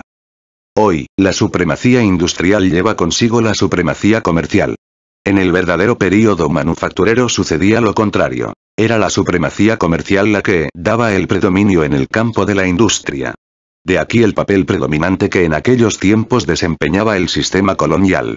Era el dios extranjero que venía a entronizarse en el altar junto a los viejos ídolos de Europa y que un buen día los echaría a todos a rodar de un empellón. Este dios proclamaba la acumulación de plusvalía como el fin último y único de la humanidad. El sistema del crédito público, es decir, de la deuda del Estado, cuyos orígenes descubríamos ya en Génova y en Venecia en la Edad Media, se adueñó de toda Europa durante el período manufacturero. El sistema colonial, con su comercio marítimo y sus guerras comerciales, le sirvió de acicate. Por eso fue Holanda el primer país en que arraigó la deuda pública, o sea, la enajenación del Estado absoluto, constitucional o republicano, imprime su sello a la era capitalista. La única parte de la llamada riqueza nacional que entra real y verdaderamente en posesión colectiva de los pueblos modernos es la deuda pública. Por eso es perfectamente consecuente esa teoría moderna, según la cual un pueblo es tanto más rico cuanto más se carga de deudas. El crédito público se convierte en credo del capitalista. Y al surgir las deudas del Estado, el pecado contra el Espíritu Santo, para el que no hay remisión, cede el puesto al perjurio contra la deuda pública. La deuda pública se convierte en una de las más poderosas palancas de la acumulación originaria. Es como una varita mágica que infunde virtud procreadora al dinero improductivo y lo convierte en capital sin exponerlo a los riesgos ni al esfuerzo que siempre lleva consigo la inversión industrial e incluso la usuraría. En realidad, los acreedores del Estado no entregan nada, pues la suma prestada se convierte en títulos de la deuda pública, fácilmente negociables, que siguen desempeñando en sus manos el mismísimo papel del dinero. Pero, aun prescindiendo de la clase de rentistas ociosos que así se crea y de la riqueza improvisada que va a parar al regazo de los financieros que actúan de mediadores entre el gobierno y el país, así como de la riqueza regalada a los rematantes de impuestos, comerciantes y fabricantes particulares, a cuyos bolsillos afluye una buena parte de los empréstitos del Estado, como un capital llovido del cielo, la deuda pública ha venido a dar impulso tanto a las sociedades anónimas, al tráfico de efectos negociables de todo género como al agio. En una palabra, a la lotería de la bolsa y a la moderna bancocracia. Desde el momento mismo de nacer, los grandes bancos, adornados con títulos nacionales, no fueron nunca más que sociedades de especuladores privados que cooperaban con los gobiernos y que, gracias a los privilegios que estos les otorgaban, estaban en condiciones de adelantarles dinero. Por eso, la acumulación de la deuda pública no tiene barómetro más infalible que el alza progresiva de las acciones de estos bancos, cuyo pleno desarrollo data de la fundación del Banco de Inglaterra, en 1694. El Banco de Inglaterra comenzó prestando su dinero al gobierno a un 8% de interés. Al mismo tiempo, quedaba autorizado por el Parlamento para acuñar dinero del mismo capital, volviendo a prestarlo al público en forma de billetes de banco. Con estos billetes podía descontar letras, abrir créditos sobre mercancías y comprar metales preciosos. No transcurrió mucho tiempo antes de que este mismo dinero fiduciario fabricado por él le sirviese de moneda para saldar los empréstitos, hechos al Estado y para pagar por cuenta de este, los intereses de la deuda pública. No contento con dar con una mano para recibir con la otra más de lo que daba, seguía siendo, a pesar de lo que se embolsaba, acreedor perpetuo de la nación hasta el último céntimo entregado. Poco a poco, fue convirtiéndose en depositario insustituible de los tesoros metálicos del país y en centro de gravitación de todo el crédito comercial.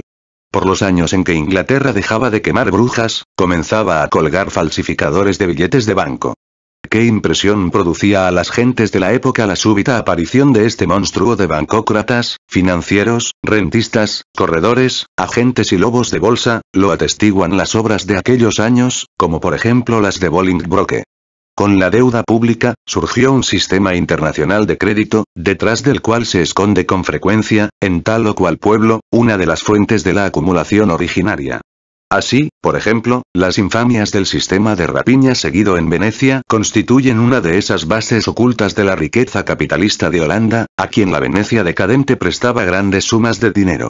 Otro tanto acontece entre Holanda e Inglaterra. Ya a comienzos del siglo XVIII, las manufacturas holandesas se habían quedado muy atrás y este país había perdido la supremacía comercial e industrial. Desde 1701 hasta 1776, uno de sus negocios principales consiste en prestar capitales gigantescos, sobre todo a su poderoso competidor, a Inglaterra. Es lo mismo que hoy ocurre entre Inglaterra y los Estados Unidos. Muchos de los capitales que hoy comparecen en Norteamérica sin cédula de origen son sangre infantil recién capitalizada en Inglaterra.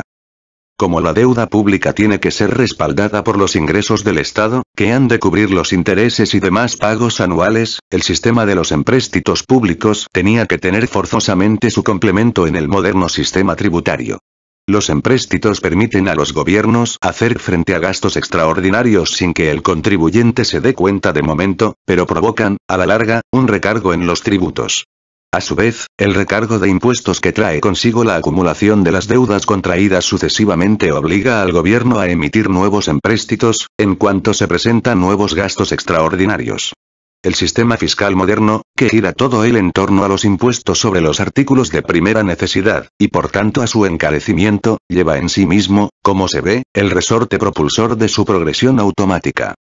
El encarecimiento excesivo de los artículos no es un episodio pasajero, sino más bien un principio.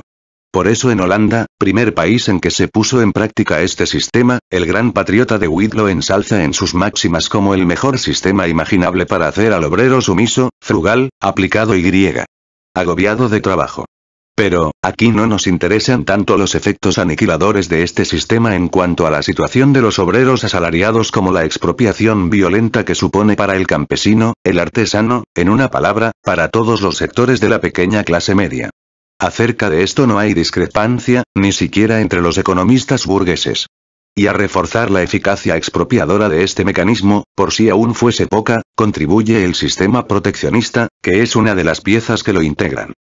La parte tan considerable que toca a la deuda pública y al sistema fiscal correspondiente en la capitalización de la riqueza y en la expropiación de las masas, ha hecho que multitud de autores, como Cobbett, Doubleday y otros, busquen aquí, sin razón, la causa principal de la miseria de los pueblos modernos. El sistema proteccionista fue un medio artificial para fabricar fabricantes, expropiar a obreros independientes, capitalizar los medios de producción y de vida de la nación y abreviar el tránsito del antiguo al moderno régimen de producción.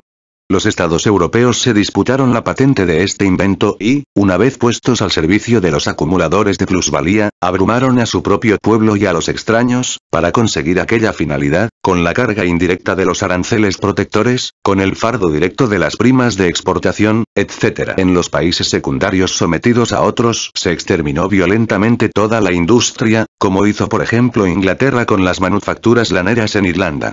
En el continente europeo, vino a simplificar notablemente este proceso el precedente de Colberts. Aquí, una parte del capital originario de los industriales sale directamente del erario público.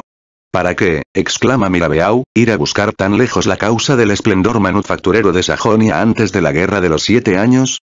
180 millones de deudas contraídas por los soberanos.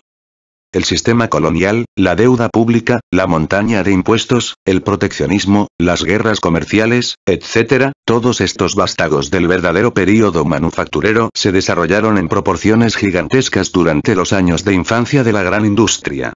El nacimiento de esta potencia es festejado con la gran cruzada heroica del rapto de niños. Las fábricas reclutan su personal, como la Marina Real, por medio de la prensa. Sir F.M. Eden, al que tanto enorgullecen las atrocidades de la campaña librada desde el último tercio del siglo XV hasta su época, fines del siglo XVIII, para expropiar de sus tierras a la población del campo, que tanto se complace en ensalzar este proceso histórico como un proceso necesario para abrir paso a la agricultura capitalista e instaurar la proporción justa entre la agricultura y la ganadería, no acredita la misma perspicacia económica cuando se trata de reconocer la necesidad del robo de niños y de la esclavitud infantil para abrir paso a la transformación de la manufactura en industria fabril e instaurar la proporción justa entre el capital y la mano de obra. Merece tal vez la pena, dice este autor, que el público se pare a pensar si una manufactura cualquiera que, para poder trabajar prósperamente, necesita saquear cotajes y asilos buscando los niños pobres para luego, haciendo desfilar a un tropel tras otro, martirizarlos y robarles el descanso durante la mayor parte de la noche. Una manufactura que, además, mezcla y revuelve a montones personas de ambos sexos, de diversas edades e inclinaciones, en tal mezcolanza que el contagio del ejemplo tiene forzosamente que conducir a la depravación y al libertinaje. Si esta manufactura, decimos, puede enriquecer en algo la suma del bienestar nacional e individual. En Derbyshire, Nottinghamshire y sobre todo en Lancashire, dice Fielden, la maquinaria recién inventada fue empleada en grandes fábricas, construidas junto a ríos capaces de mover la rueda hidráulica. En estos centros, lejos de las ciudades, se necesitaron de pronto miles de brazos. Lancashire sobre todo, que hasta entonces había sido una ciudad relativamente poco poblada e improductiva, atrajo hacia sí una enorme población. Se requisaban principalmente las manos de dedos finos y ligeros. Inmediatamente, se impuso la costumbre de traer aprendices de los diferentes asilos parroquiales de Londres, Birmingham y otros sitios. Así fueron expedidos al norte miles y miles de criaturitas impotentes, desde los 7 hasta los 13 o los 14 años. Los patronos, es decir, los ladrones de niños, solían vestir y dar de comer a sus víctimas, alojándolos en las casas de aprendices, cerca de la fábrica. Se nombraban vigilantes, encargados de fiscalizar el trabajo de los muchachos. Estos capataces de esclavos estaban interesados en que los aprendices se matasen trabajando, pues su sueldo era proporcional a la cantidad de producto que a los niños se les arrancaba. El efecto lógico de esto era una crueldad espantosa. En muchos distritos fabriles, sobre todo en Lancashire, estas criaturas inocentes y desgraciadas, consignadas al fabricante, eran sometidas a las más horribles torturas, se les mataba trabajando, se les azotaba, se les cargaba de cadenas y se les atormentaba con los más escogidos refinamientos de crueldad. En muchas fábricas, andaban muertos de hambre y se les hacía trabajar a latigazos, en algunos casos, se les impulsaba hasta el suicidio. Aquellos hermosos y románticos valles de Derbyshire, Nottinghamshire y Lancashire, ocultos a las miradas de la publicidad, se convirtieron en páramos infernales de tortura, y no pocas veces de matanza. Las ganancias de los fabricantes eran enormes. Pero no hacían más que afilar sus dientes de ogro. Se implantó la práctica del trabajo nocturno. Es decir, que después de tullir trabajando durante todo el día a un grupo de obreros, se aprovechaba la noche para baldar a otro. El grupo de día caía rendido sobre las camas calientes todavía de los cuerpos del grupo de noche, y viceversa. En Lancashire hay un dicho popular, según el cual las camas no se enfrían nunca.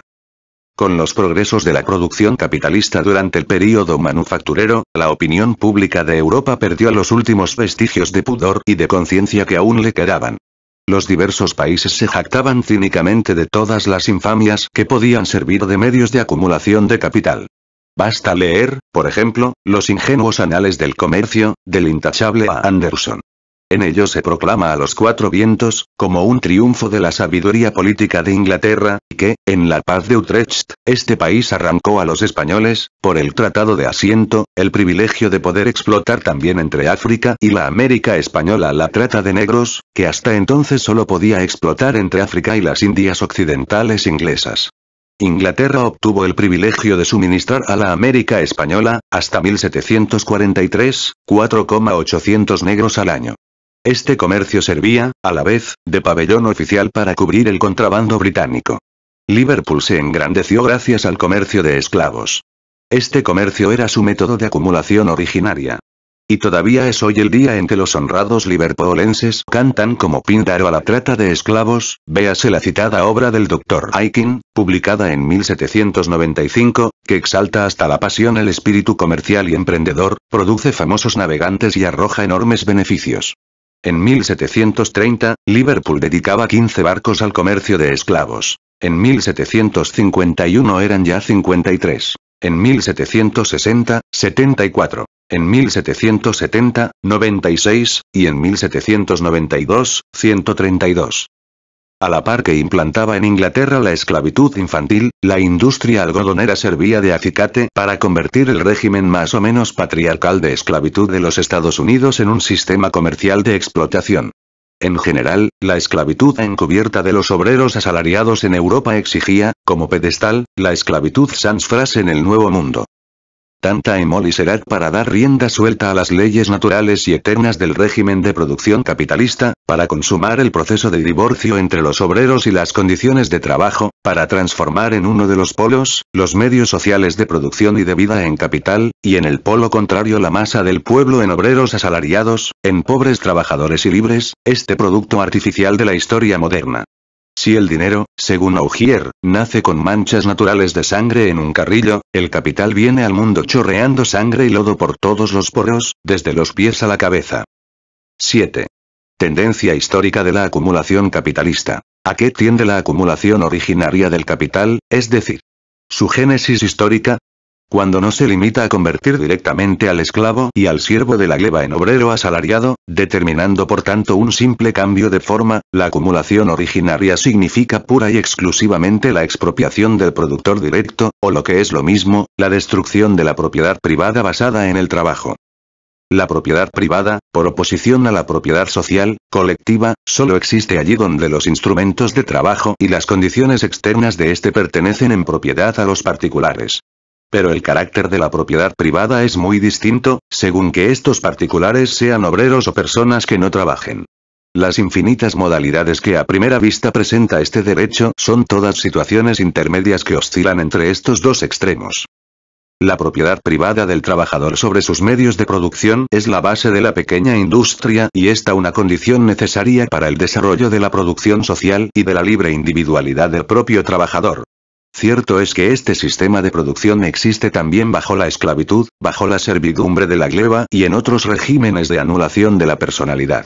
Pero solo florece, solo despliega todas sus energías, solo conquista su forma clásica adecuada allí donde el trabajador es propietario libre de las condiciones de trabajo manejadas por él mismo. El campesino dueño de la tierra que trabaja, el artesano dueño del instrumento que maneja como un virtuoso.